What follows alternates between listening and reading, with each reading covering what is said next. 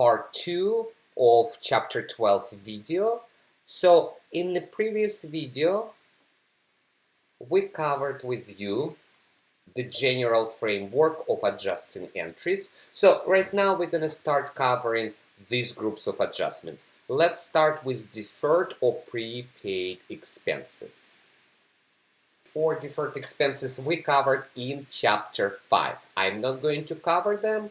Of prepaid expenses, prepaid supplies, prepaid insurance, and depreciation. All I want to mention that for each one of these, we're going to debit an expense, supplies expense, insurance expense, depreciation expense, and we're going to credit an asset, supplies or prepaid insurance or accumulated depreciation, which is a contra asset. So as a result of this adjusting entry, all of them are in the same category. We previously paid cash for them, and we're deferring their use until later. Now part of this asset, or the entire asset, is gone, expensed out. So we need to increase expenses by debiting them and decrease the assets by crediting them. The next group is accrued expenses. Accrued expenses. So right here, these are accrued expenses. Accrued expenses, meaning they take place now, but we will have to pay cash for them later in the next accounting period. And so guys, there is a bunch of different accrued expenses. There are actually, here it says 3, I should say there are 4 of them. Oops, let me go back. So for 4 types right here, making little adjustments.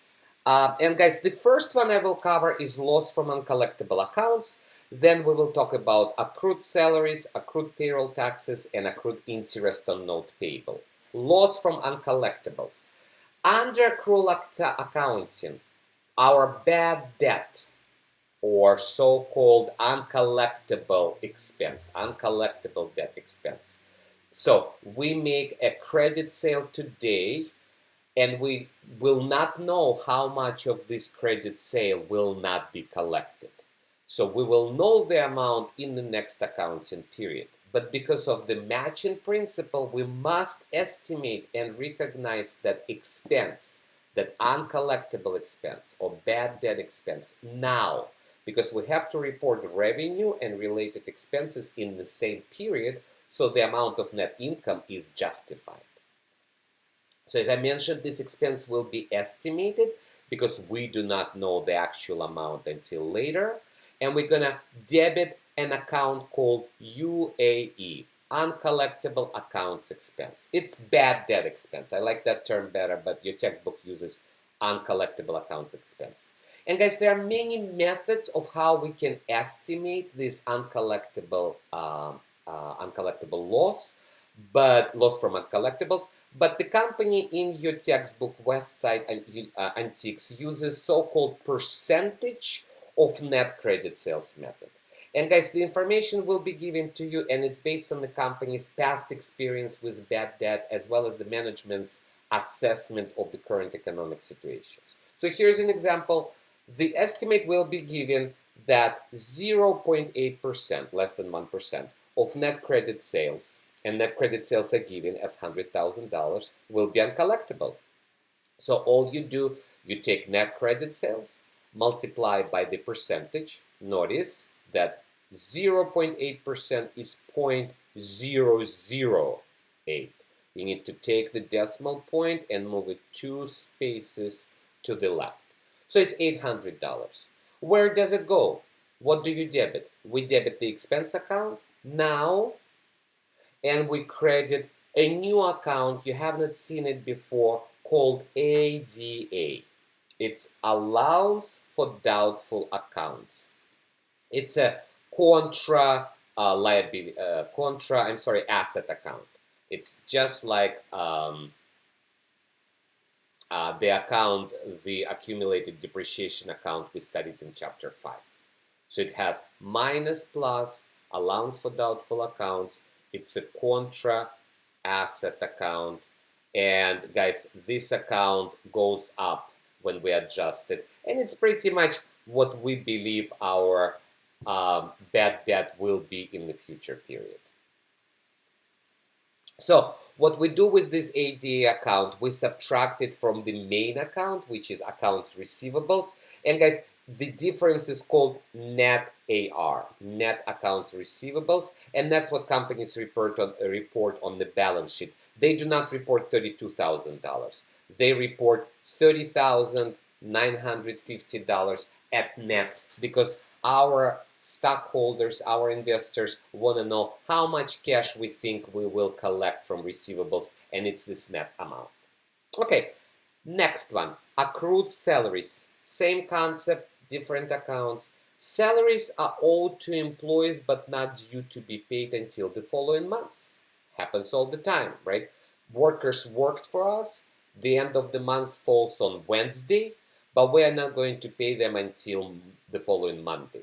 So I have to close my books on Wednesday, and there's $1,200 of salaries that we owe. This expense took place, but cash for this expense I will pay to my employees next financial period. And guys, we debit the expense, salaries expense, and we credit this new account for you. Well, I guess you've seen it in chapter 10. It's a liability account, salaries payable. I recognize the expense, but I owe the money. Adjusting entries do not impact cash at all. Cash is recorded either before, during the period, right now is the last day of the period, or after in the next financial cycle, in the next accounting period. And guys, because there is $1,200 that we owe, we also have to recognize our payroll taxes that we owe on that amount. And you can see here employers' payroll taxes from chapter 10 and 11 is Social Security is 6.2%, here is the amount, and Medicare at 1.45%, this amount. Are we paying these taxes now? No, but we have to recognize right here that we owe these amounts, so we place them as credits into our liability accounts, Social Security tax payable, Medicare tax payable, and we debit the expense account. So it's recorded and reported in the current year when the expense incurred, not in the next year when we're going to actually pay those taxes in cash. And guys, very similarly, this $1,200, we have to pay 0.6% for FUTA, Federal Unemployment Tax, as well as 5.4% for SUTA, State Unemployment Tax. So we owe $72, there you go, debit to payroll tax expense and credit to liabilities. The last accrued expense is interest that we owe on our loans, on so-called notes payable. So here's an example. On December 1st, we issued a 2-month note for $2,000 at 12%. The rate is always given as an annual rate. So the note is going to be paid at maturity. The note is only 2 months long, so it will mature on February 1st, but that's next year. So we will have to pay back principal plus interest in cash next period. But we are using this note for a month in the current period, in the current year. So we're using the money, therefore any kind of interest expense that incurs needs to be recognized right now. And what is the formula to record simple interest, I should say, to calculate simple interest? It's very simple. It's P, principal, multiplied by R, rate, multiplied by T, time. We take the principal given, we take the rate, 12%. And guys, time is not 2 months because we are only calculating interest for the current year. So in the current year, we got the loan on December 1st, and right now is December 31st, so we're doing 1/12. This is the amount of interest. Am I paying this now? No. When am I going to pay interest? I will pay it next year, February 1st, and I will actually have to pay $40 for December and for January. But right now, this interest has to be reported in the current period's, current year's financial statements. How do I do it? I debit the expense account, so it goes on the income statement, and I credit the liability. If I skip any of these adjustments, our expenses would be too low, which means our net income would be too high and our liabilities would be too low.